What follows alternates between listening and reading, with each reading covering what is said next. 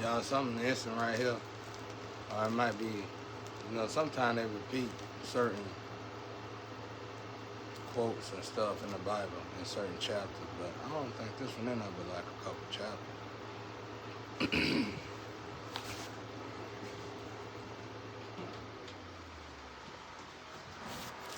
I know I should have made my bed. I didn't make it, y'all.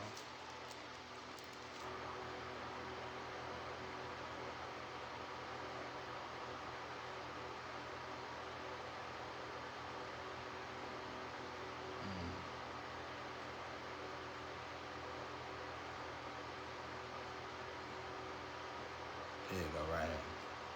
It said the Pharisees came and asked him, "Is it lawful for a man to divorce his wife?" Testing him.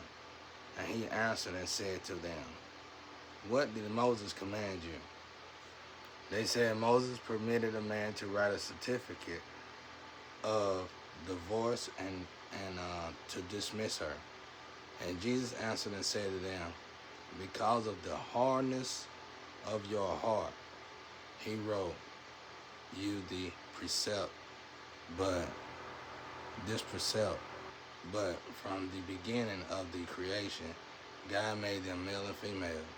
For this reason, a man shall leave his father and mother and be joined to his wife, and the two shall become one flesh." See, that's letting you know you need to put that family first when you become one flesh with your wife. So then they are no longer two, but one flesh.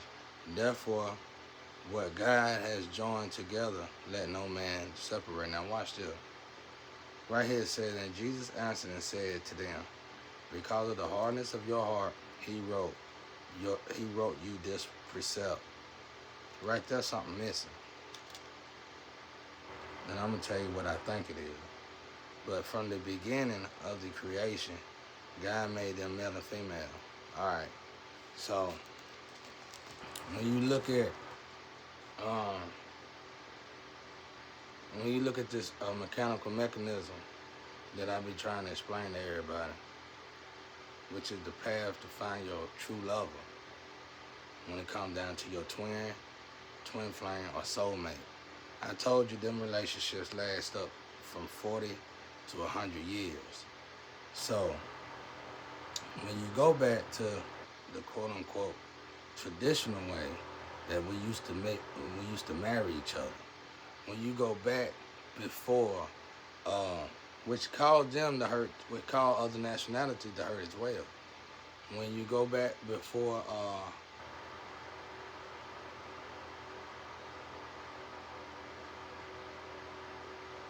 how you say her name? Not Aleister Crowley, but the other guy who created the slave book to break slaves up. I forgot his name. Willie Lynch.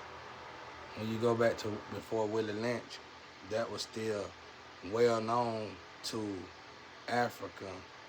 Africa probably still do it, but also to African Americans. So obviously, all right, now we gotta look at what did that book break when it came down to us. What did that book damage? One thing that it did damage, I don't know all of it, everything that it damaged, but because that's a hard thing to go back to the research. But one thing that it did damage was marriages. And that traditional way of marrying was like you was born in it. You knew who you had to marry when you got older. You just sold your royal oats before the time came to marry that person. And this was embedded in us, just like walking, just like learning how to walk after you crawl, you know. So it was no headache to find a lover. That got distorted. Problem is with that is just like AIDS and everything else we created to destroy one another, it also distorted everybody else. So now when we go back and look at this situation, it says it was like Jesus is for sure that your marriage should work. For Jesus to say it like he said it right here, listen. They said Moses permitted a man to write a certificate of divorce to dismiss her. And Jesus answered and said to them, because of the hardness of your heart, he wrote you this precept. But from the beginning of the creation, God made them male and female. For you can obviously tell that it was almost no way to distort that.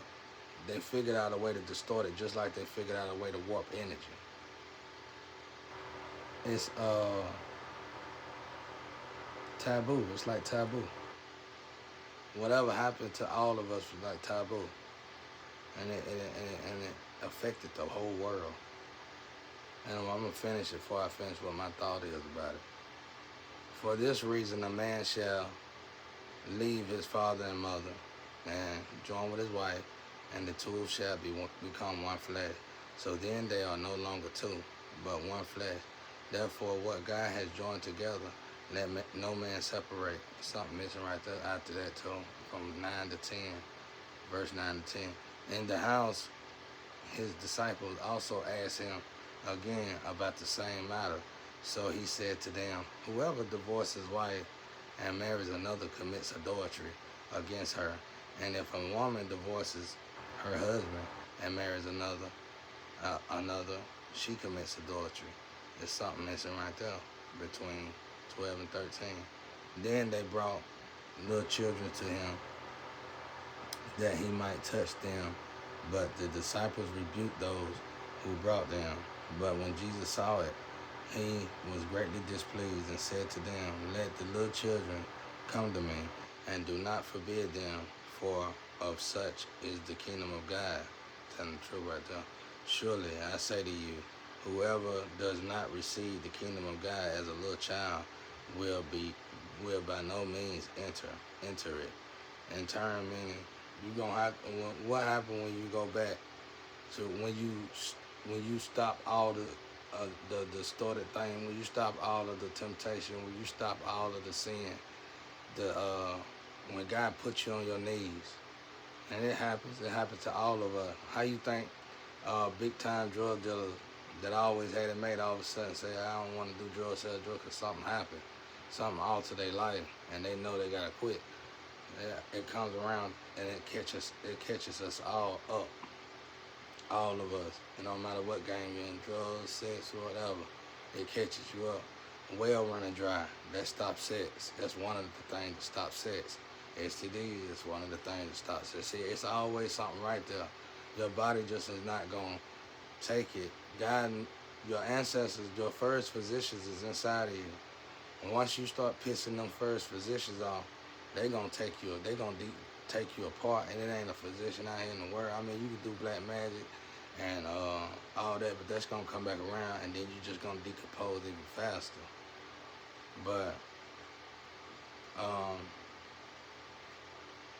and he took them up in his arms, laid his hands on them, and blessed them. Now as he was going out on the road, one came running, knelt before him, and asked him, good teacher, what shall I do that I may inherit the eternal life? So Jesus said to him, why do you call me good? No one is good but the one that is God.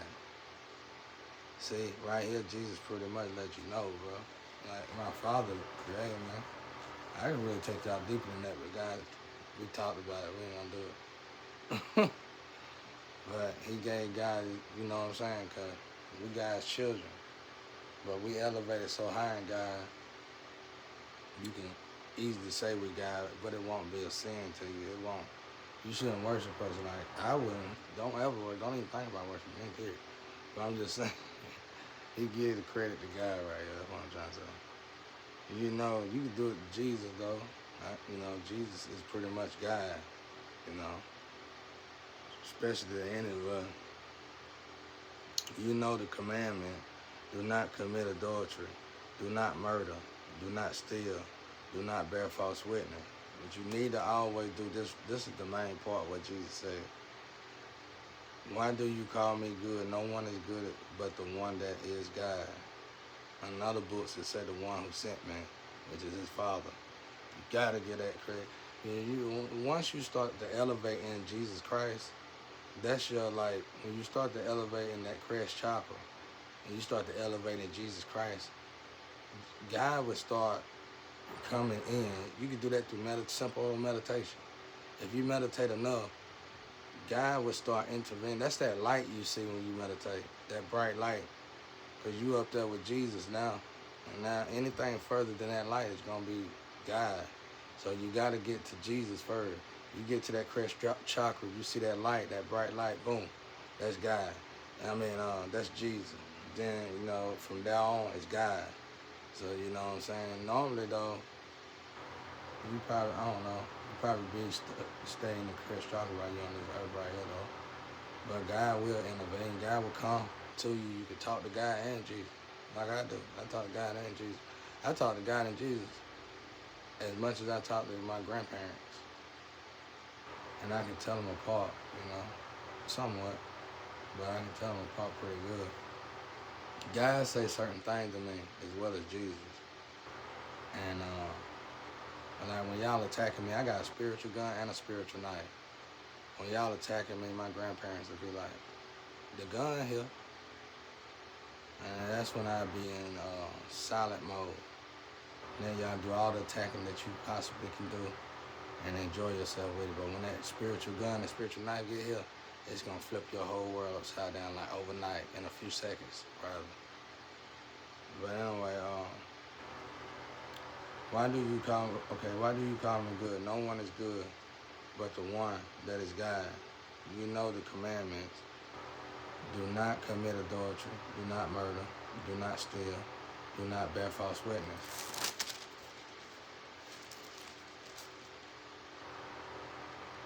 Not defraud. Honor your father and your mother. And he answered and said to him, Teacher, all these things I have kept from my youth. Then Jesus, looking at him, loved him and said to him, one thing you lack.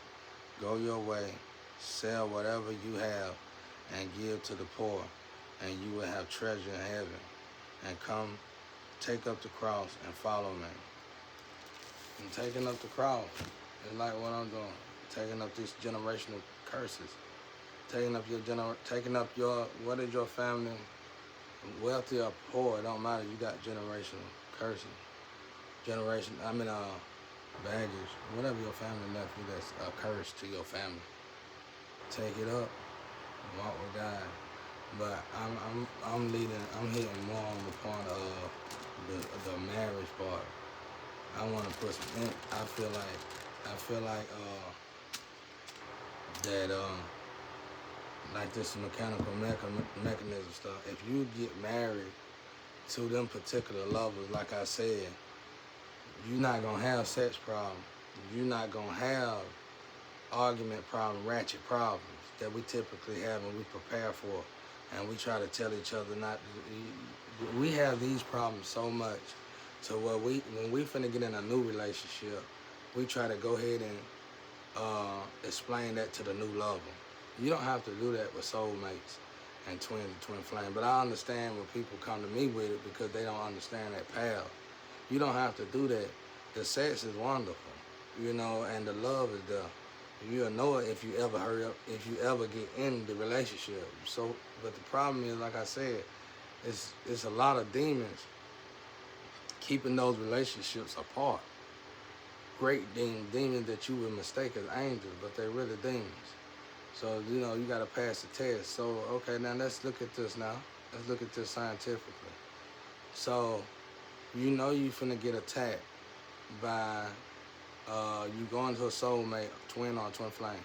So now you finna be attacked by demons. Okay, now these demons gonna be angel material almost. They're gonna look like angels, seem like angels, talk like angels, everything.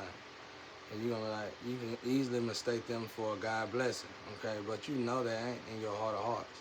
So once you really know they ain't in your heart of hearts, so now temptation coming. Like when Satan offered Jesus something to eat during the fast, okay? Now you get to practice your temptation. One dude come or one woman come, you turn them down. Number 2 come, turn them down. 3 come, turn it down. 4 come, turn it down. No matter how many come, that's what it is. At this point, if they still coming like that, you turn them down. So what is going on with this? First and foremost, what's gonna kick in? Frustration. Frustration to the point where the next person comes and just say, okay, what's up? We're gonna go together. You shouldn't do that. You doing all this to get rid of doubt, get rid of frustration, and get rid of loneliness, get rid of the dependency. You're doing all this to get rid of all these issues.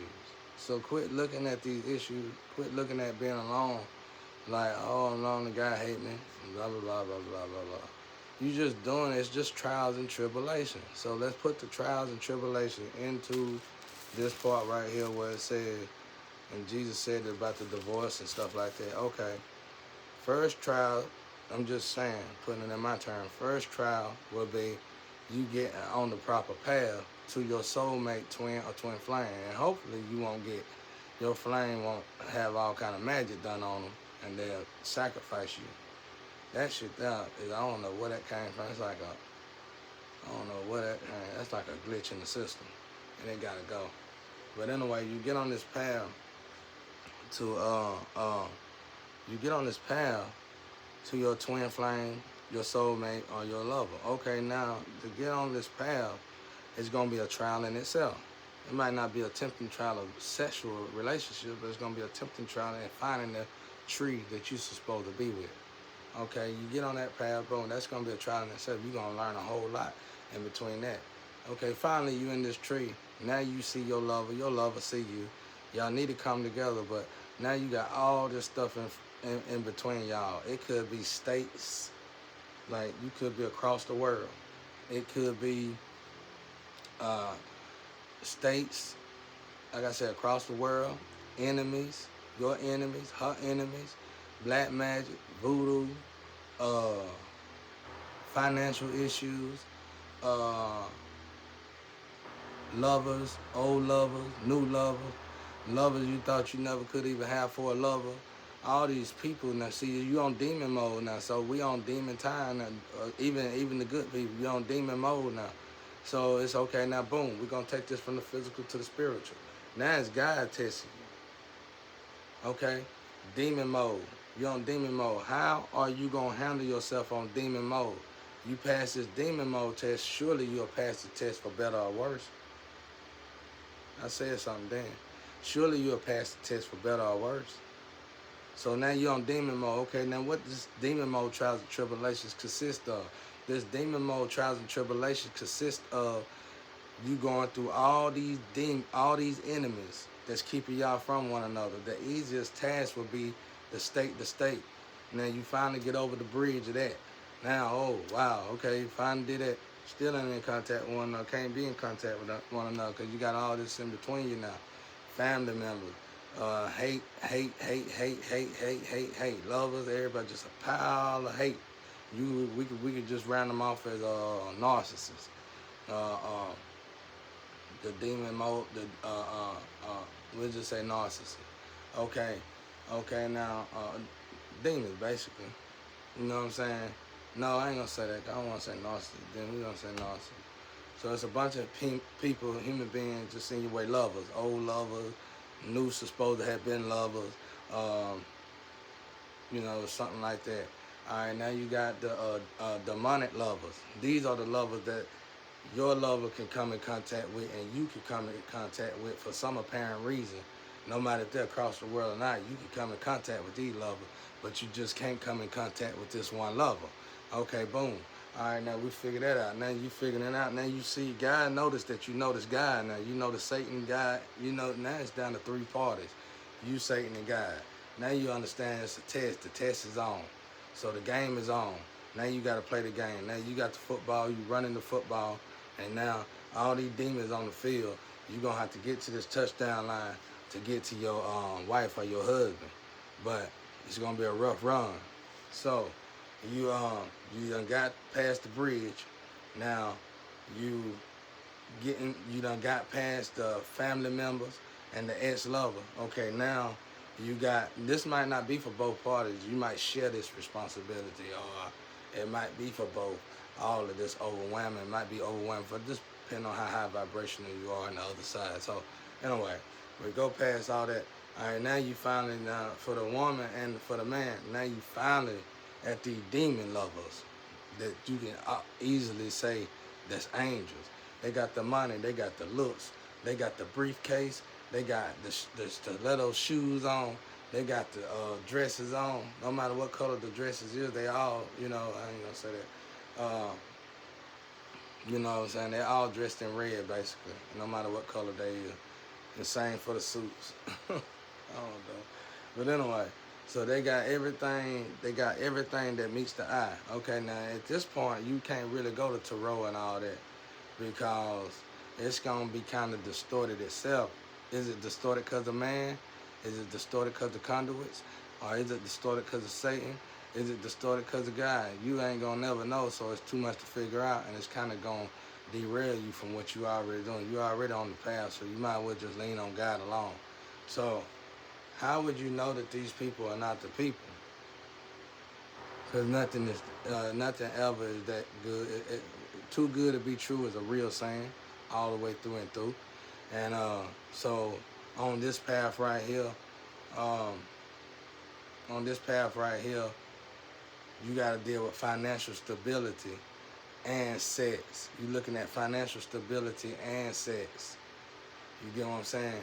You're looking at financial stability and sex for some reason because of what your previous life showed you. You're not looking at the fact that this is a gift from God. You're not looking at the fact that you know this is a gift from God. You've been on this path because you know this is a gift from God, but somehow that human mind kick in. So when that human mind kick in,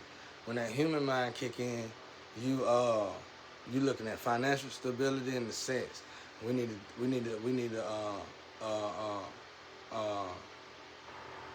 I ain't gonna say that, but like I said, financial stability and sex.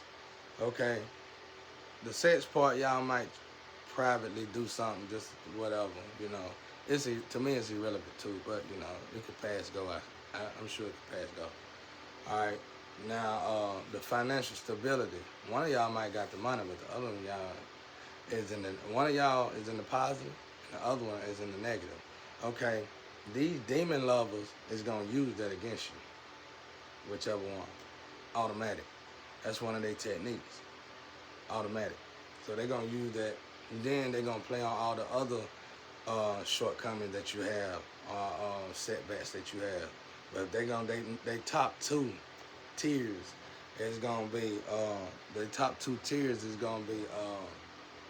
sex and financial stability. So you might accidentally sleep with these lovers for a while, but they're gonna send you in a cycle. You're gonna be in a cycle with these lovers. It's not gonna be no good relationship at all. So you finally get through that. You know, you finally realize there's something off about these lovers. I'm tired of these lovers.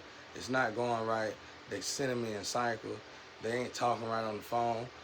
When we was wanting to be with each other, when I had the love I was going towards, which is the love of God sent me, that I know God sent me, that I done pushed in the background, everything was good. The conversation was great, but now that this other lover done fell back, that's that line we were talking about. You look back and the line gone.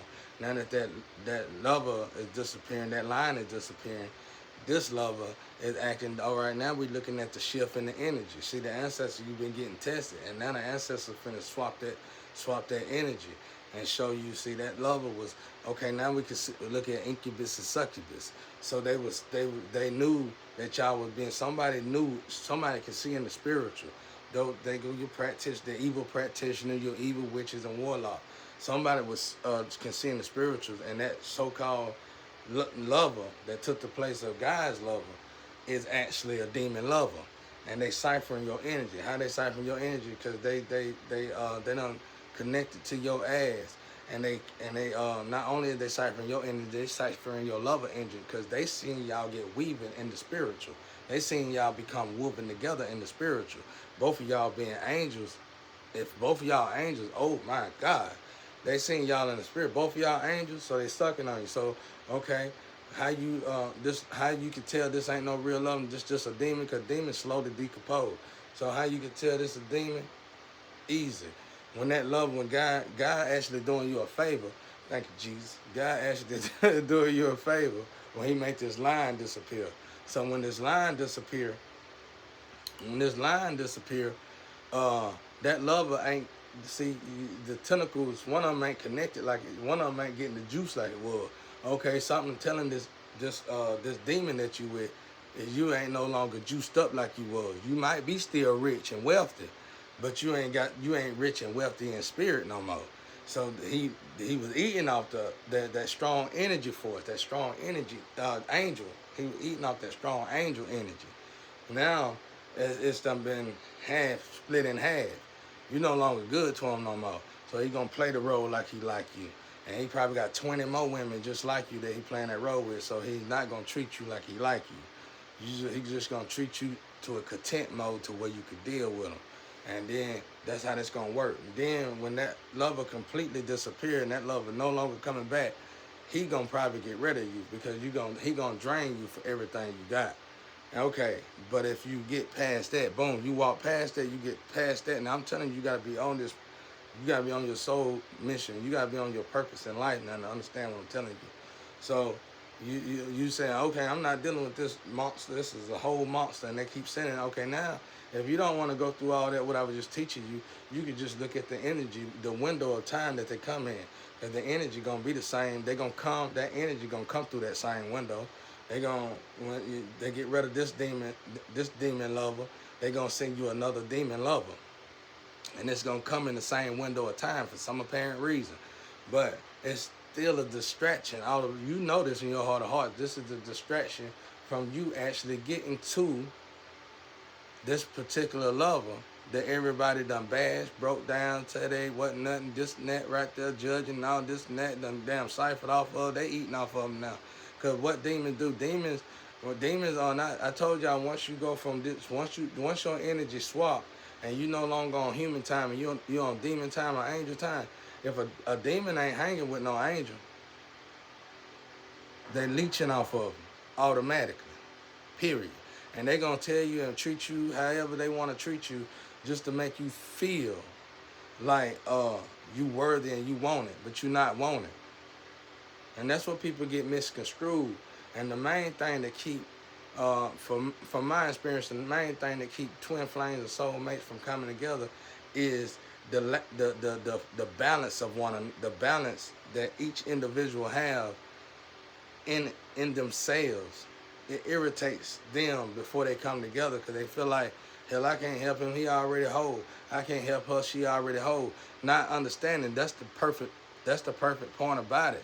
Because you being whole, this male being whole, and this female being whole, you can definitely stay married through better or worse. Because you just went through all this trials and tribulation just to get to here. It took you a minute. You fell off for a while. You jumped off the bandwagon for a while and then jumped on the wrong bandwagon. But God gave you the opportunity. God blessed you with the opportunity to try it again. Try it again, because this is your purpose in life, and you need to pass this purpose in life. Because once them ancestors turn you off, you got to understand something. God built us for a reason. If you get on your purpose and God puts you on your purpose and you make up all this stuff, you take in all this stuff and you actually believe all this mess to actually get off your purpose, then when finally God gonna give you over to that. Okay, well, we tired of doing this because we weaving and unweaving this person over here together, and he getting tired or she is getting tired from that, and you just keep wanting to damn jump on these other bands. Well, we're gonna keep you over here, we're gonna put you over here with this team. And that's when I told you they're going to take us apart, and then they're going to weave in you with them karmas, and your energy ain't going to be as beautiful and as wholesome and as light and wonderful as it would be, as it is with an angel, as it's going to be with them. It's going to be awful compared to how it is with this angel. You're going to realize then that the money of the world ain't worth it. The relationship that you were going toward, the blissfulness that God was going to give you, which is not a blessing, it's blissfulness. You shouldn't have sacrificed blissfulness for nothing. It's priceless.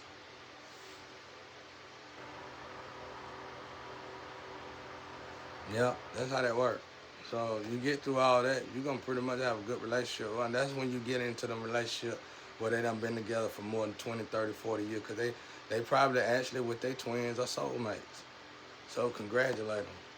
You hear somebody say they've been married for that long, 9 times out of 10, they probably wasn't looking for it. Some twins and soulmates are born in the same in close proximity together. Peace and love out there.